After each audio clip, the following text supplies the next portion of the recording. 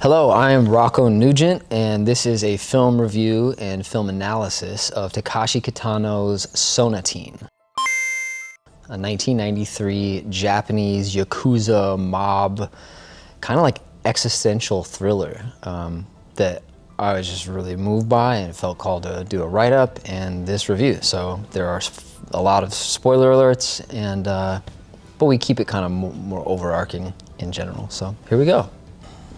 Violence as emptiness, not as spectacle. In a cinematic landscape where violence is typically rendered as spectacle, Takeshi Kitano's Sonatine emerges as something altogether different. It's a meditation on this spacious void between the gunshots, where Hollywood usually venerates the myth of the stoic killer as something to be admired and feared. Kitano, he's asking this profound question, which is like, what irreversible damage must be done to the human psyche to achieve such an indifference to violence? What hollowness must exist where empathy once maybe resided? Sonatine begins as a typical Yakuza thriller, but it transcends genre and becomes an existential examination of violence's psychological toll, all filtered through Kitano's own expressionless face, not as a stylistic choice really, but as like a philosophical statement. He's also a rough, not trained actor. So Albert Camus, the French-Algerian philosopher and novelist, is best known for his exploration of the absurd, the tension between humanity's desire for meaning and the silent indifference of the universe. His novel, L'Étranger, The Stranger, features a man emotionally detached from his surroundings, whose flat affect and seemingly arbitrary actions alienate him from society. Murakawa, like Camus's Meursault, does not rebel against the absurdity of life with a vengeance or a rebellion, but with a stillness. His emotional detachment is not nihilistic apathy, but a philosophical recognition of futility. So Kitano renders him not as a villain or a hero, but as a man weathered by too much knowing, an agent of absurdity forced to keep acting in a world of emptied cause, so to speak. Then you have Yasujiro Ozu, one of the most revered directors in Japanese cinema. And he was known for his low static camera angles, minimal editing, and the focus on the quiet domestic moments. His films, Tokyo Story and Late Spring, dealt with family, change, and the impermanence of life. Nothing is forced. Everything unfolds with quiet gravity. How this connects to Kitano, Kitano adopts Ozu's similar stillness and formality of framing, even while dealing with violent themes. Like Ozu, Kitano uses ma, the space between events, a Japanese concept, not to build suspense, but to invite contemplation. Both directors reject the melodrama. Their characters speak with silences, not speeches. So Kitano's aesthetic restraint recalls the formal rigor of Yasujiro Ozu, another master of silence and stillness.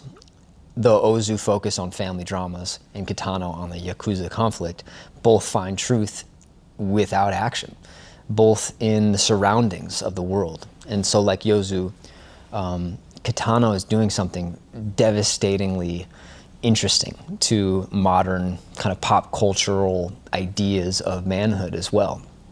A character sitting in a room that's too big for them to notice it. So now you have Murakawa as this anti-hero. Murakawa is not really a conventional protagonist at all. He's like a metaphysical construct. He's a man standing at the precipice of a complete ontological collapse. When we first encounter him, his actions mimic familiar tropes. He's ruthless, he's composed, he's deadly, classic Yakuza boss. Yet, where Hollywood would reframe such stoicism as strength, Kitano reveals it as like a trauma calcified into character. There's a kind of empty mind wandering that Murakawa daydreams in and out of, and it's seen most obviously in the film's final sequence, I think, by the beach, and then he goes back to kill everybody. The famous criticism by Alan Delon that Kitano's performance wasn't acting at all. What was that? This is not an actor. He only has 3 facial expressions, and he doesn't even talk. I think it misses the point entirely. I personally love knowing that the lead actor was also the director, who famously didn't have any filmmaking experience, but he also told this to Akira Kurosawa in this one legendary interview. You should check it out. Murakawa's emotional flatness is not poor character development, but really it's the central thesis of the film. His expressionlessness mirrors the wear and tear of a soul corroded by decades of normalized brutality. All the more appropriate for this film to occur in the vast landscape of romanticized cinema violence in the 1990s. Anthropologically, I find the 1990s most fascinating as a long onset decay finally caught up with itself manifests in films like this. It's no longer the cinematic excitement of the golden era filmmaking, but now it's this curious longing that needed decades of expression to flush itself out of the collective psyche, and now we can ask some more sensitive questions. So, like Albert Camus's existentially conflicted lead character in his novel, The Stranger, Morceau, Murakawa exists in this state of profound existential fatigue. He's exhausted. He doesn't pursue violence out of ambition or vengeance. He enacts it through inertia. This is not glamorized attachment, but psychological damage rendered visible. Kitano's performance, minimal and geologically flat, suggests not heroism, but a defense mechanism against ongoing trauma. In this way, Murakawa becomes a kind of Zen ghost, not awakened, but emptied. And his final gesture is not enlightenment, but erasing. The anthropology of ritualized violence. While Sonatine reveals anthropologically, it's like how violence in the Yakuza world becomes mundane ritual. And this is so brilliantly illustrated when, after one of the clan members stabs another, the next day they sit together on a bus as if nothing happened, and the aggressor casually offers this other dude ice cream, and the guy's like, I can't take this because my stomach still hurts too much from you stabbing me the other day. And then they just kind of go back to their business. This absurd exchange reveals everything, really.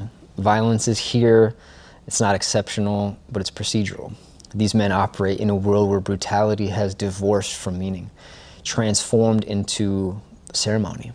Kitano is less concerned with crime than with the empty rituals that structure these lives. His gangsters are aging priests in a fading religion, performing sacraments nobody believes in anymore. Not just in the Yakuza reality, but in filmmaking maybe also. This vision of hollow tradition aligns closely with Roland Barthes' notion of the empty signifier. Cultural actions once imbued with meaning now persist only as an empty form. In Sonatine, the Yakuza rituals are ghosts of past codes. They're still practiced, but long since severed from their source. Cinematic grammar of emptiness. Kitano's visual language is one of jarring contrasts and meaningful stillnesses. Long takes, minimal camera angles, movements, they're punctured by eruptions of violence that feel less like action and more like interruptions of a meditative state. The transition from blood-soaked barroom to a bright azure sky creates not just visual contrast, but kind of a psychic whiplash. The film's most subversive technique is its refusal to aestheticize the violence. Where directors like a Scorsese or John Woo might choreograph bloodshed into ballets, Kitano he's presenting it as like flat, quick, and unremarkable, mirroring kind of Murakawa's own disconnection. Joe Hisashi's score complements this approach, offering a gentle, detached composition that echoes the internal vacancy of its characters rather than building tension or release. The film's main musical theme mirrors this perfectly in a mysterious, yearning, yet distant, curious melody that materializes in our hero's journey as a sonic obviousness of this character's fatigue. In the spacious silences between acts, Kitano evokes the Japanese aesthetic concept of ma. It is the meaningful pause, where presence becomes poetry. That beach sequence offers not hope, but a tender ache of impermanence. And yeah, the beach interlude, kind of what the film is very famous for. It's a temporary escape from the void. The film's tonal pivot, where Murakawa and his men retreat to this beach house, introduces a folkloric dream space into the narrative. It almost turns into something akin to an anime beach episode. Yet this tonal shift is not inconsistent, but revelatory. Temporarily freed from the theater of vengeance and gang life, these hardened killers rediscover something pre-linguistic and pre-trauma: play. The beach sequence is Kitano's masterstroke. These men build sumo rings in the sand, and they launch fireworks, and they stage mock gunfights.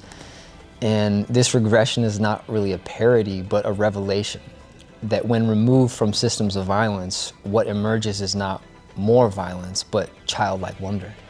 The bright blue skies and the ocean vistas don't just contrast with the previous dark interiors. They suggest an alternate universe where these men were not consumed by cycles of revenge. Disappointing, yet brilliant. It's a great description of Sonatine. Particularly poignant is the growing bond between Ken and Ryoji. Their friendship, formed in this liminal space between violence, becomes a meta-commentary on what is sacrifice when boys are transformed into killers. Their connections, built through these games rather than bloodshed, echo the kind of oral folk narratives passed among warriors through history, and specifically in Japanese post-samurai culture. Moments of humanity preserved within the dehumanizing systems. Like these vengeful spirits of Japanese folklore, Murakawa haunts the shoreline of his own undoing, kind of a ghost in waiting. He's half exorcised by the play, half caught in the in-between. And one of my favorite moments is when Murakawa, he throws this red frisbee up in the sky, and he's just playing with himself, like this forever forgotten lost boy longing for his Peter Pan counterpart. I find it to be one of the scenes that completely encapsulates the film's overall thesis.